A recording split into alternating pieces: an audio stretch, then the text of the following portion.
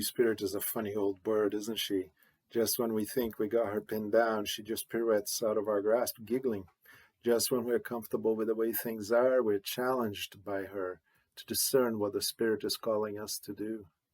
Even the earliest monastics, the desert fathers and mothers who lived mostly alone in the deserts of Egypt and Syria, saw community as an integral part of their monastic ideal, and rarely regarded solitude as a way of life to be pursued at the expense of community.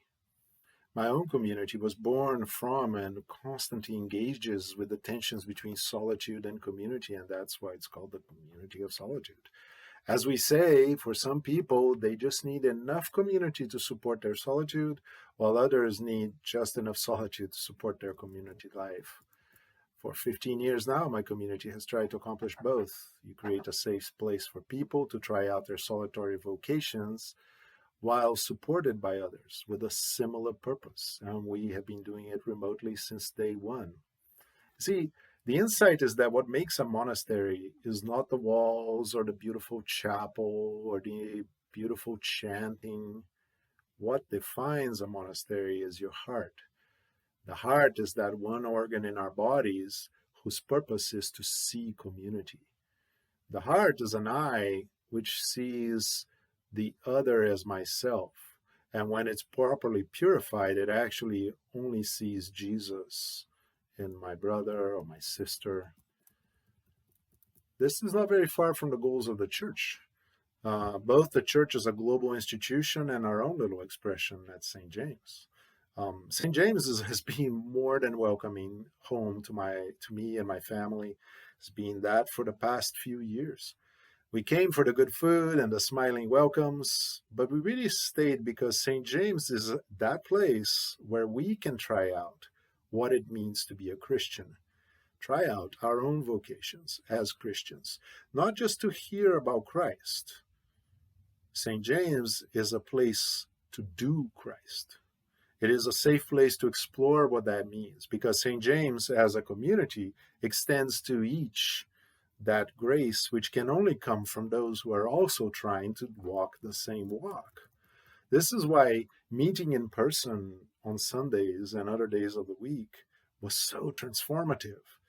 Strangely, it is also why I think that being away from each other is not the end of the world for doers.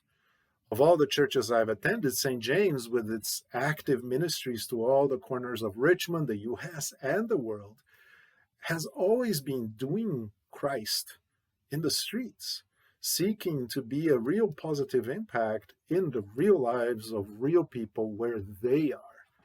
So we've always had people traveling all over the place, and we never thought that they were away from the community. We thought they were the community in that place on our behalf. And that's what we're doing now. It's just that we're all doing it.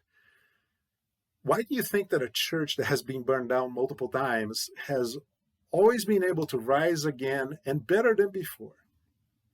I think it's because of our deep sense of community, real church, because we are a church. You see, a church is that magical thing that enables a building to rise and makes it holy.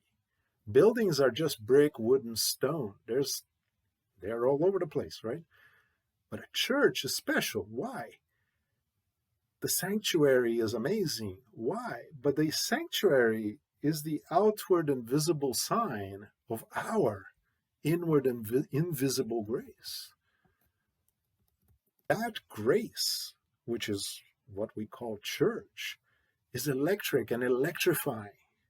So you can plug into that. I plug into that. You can call someone, Zoom with someone, and now even a little bit of limited contact with someone in person.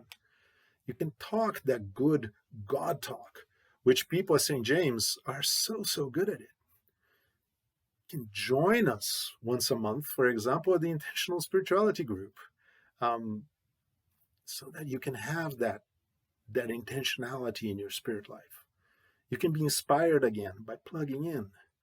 Let the Holy Spirit do her little dance around you. These are weird times, but also they're quite ordinary. As a faith community, St. James has been through so much worse, and in its life, hundreds of years more, decades and decades and centuries, it will go through so much worse than we are going through. So I think it's time to take up the dance with the Holy Spirit, time to connect with that living spirit of St. James's, which is calling out to all of us. Time to help. We do what doers always do. We're not spectators. We're not even volunteers in this church. We're doers and we're disciples. We roll up our sleeves, polish the brass, we sweep the yard, we feed the hungry, we clothe the poor. St. James's, you are a vital part of my own monastic calling, and I hope I am a part of yours. I really think that our motto, even though, is be doers of the word, and we know why, our secondary motto is there's work to be done. And guess who will do it? All of us, the doers.